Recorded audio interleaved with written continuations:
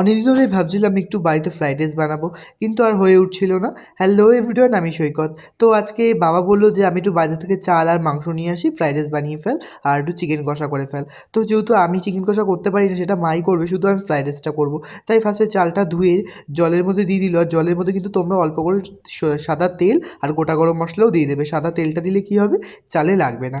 কড়াইয়ের মধ্যে সাদা তেল দিয়ে গাজর, বিনস আর মটরশুঁটিটাকে ফার্স্টে একটু ভালো মতন ভেজে নিয়েছিলাম। তারপরে কিশমিশ দিয়ে দিয়েছিলাম, পরিমাণ মতন চিনি আর নুনটা দিয়ে দিয়েছিলাম।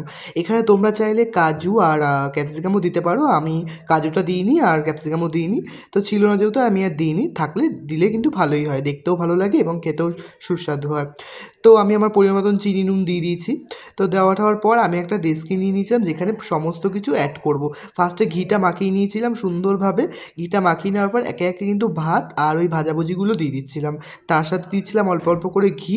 গোলমরিচটা ছড়িয়ে দেবে, দেখবি খুব ভালো লাগে খেতে। গোলমরিচ যদি গুঁড়ো থাকে তো গুঁড়ো দিও, আর যদি গোটাটাকে একটু মিক্সিতে একটুখানি গুঁড়ো করে সেটা ছড়িয়ে দিও, দেখবে খুব ভালো লাগে। তার মধ্যে একটুখানি নুনটাও একটু দেখে নেবে তোমরা, চিনিটাও একটু দিতে থাকবে, যেহেতু ফ্রাইড রাইসটা একটু মিষ্টি মিষ্টি খেতে হয়। তো খেতে কিন্তু খুব ভালো হয়েছিল। তো ভিডিওটা ভালো লাগলে একটা লাইক, কমেন্ট, শেয়ার করে দিও।